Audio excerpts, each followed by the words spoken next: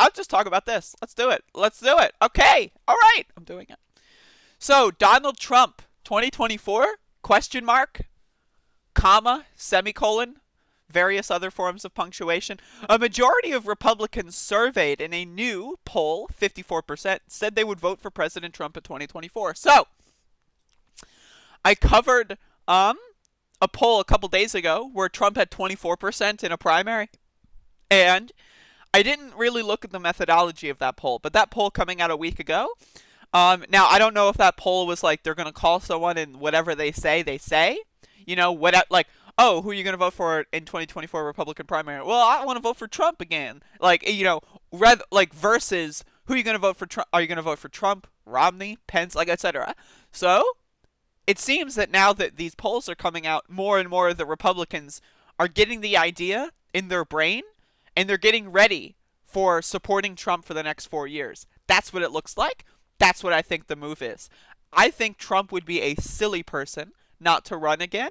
Now, I think it really boils down to, is he willing to risk losing a second time?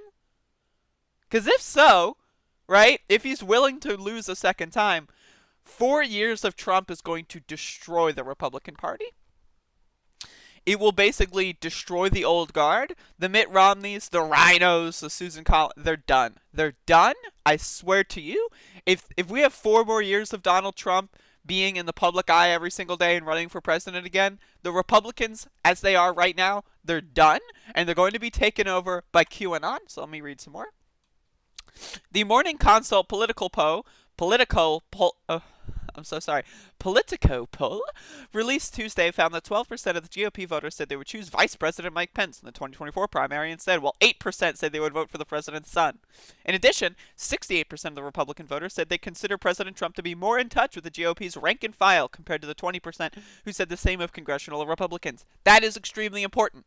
Trump is the base of the Republican Party. Now, you have all the rest of the Republican Party, sans like Marjorie Taylor Greene or whatever, right, that are just kind of like in between QAnon, Tea Party, and establishment, right? You see the Tea Party people that are now basically establishment, but they're a little bit more kind of, they understand it a little bit more how the game is played. And then you have the establishment Republicans. Those establishment guys, they're gone. If Trump runs again, right, 4 more years of Trump, right, because he's going to announce this shit, like, relatively soon. He's going to announce it in a couple months, if that, right? That's done. Like, all these old right-wing senators, all these old right-wing congressional people, they're done. They're gone. Like, there's no way that Trump can energize QAnon into the base for another 4 years. There's no way that people, like, maybe Mitt Romney, like, will hang on to, like, Utah or whatever, but there's no way. There's no way. There's no way.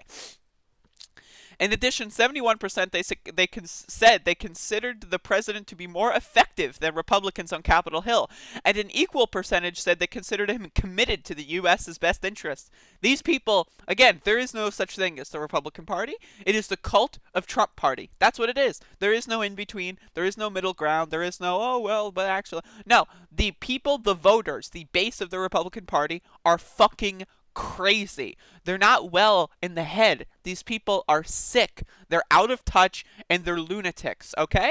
That needs to be understood. Now, conversely, the establishment Republicans are just as sick, just as out of touch, right? On everything economically, right? On everything culturally, right? So it's kind of like that double-edged sword. You got the QAnon people. You got the QAnon folks who are like out there saying that like Tucker Carlson is part of Pizzagate, right? You might be thinking, what? Yeah, what? I don't know. I'll talk about that maybe in a little bit. But so you've got that happening, right? That's already happening. These people that are towing the line between QAnon and non-QAnon, I'm sorry, that's a losing grift. You got to pick a side. I'm sorry. But either way, Trump 2024, I am more than interested.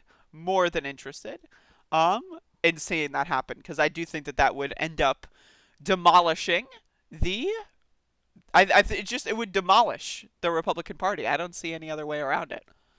I don't like. The thing is, for this strategy to be effective, Trump would need to successfully flip every Republican seat in the primaries.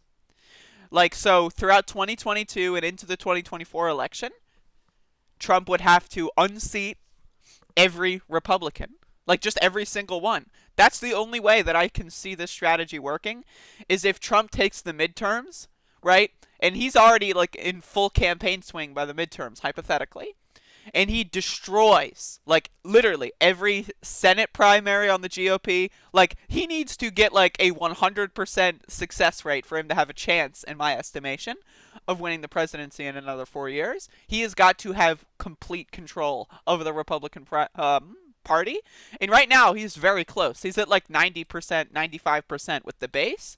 So really, he just needs complete control of the party apparatus. And I swear to God, if we have a Trump round two, Trump Cleveland, or Grover Trump, whatever, right? Like, if we have that scenario, I think Trump round two, post an exorcism of the Republican Party, that's gonna fuck us up. That's gonna fuck us up. Really, I'm not even joking. I think that's gonna fuck us up. But either way, that's enough pontificating. Time to drink some more soy.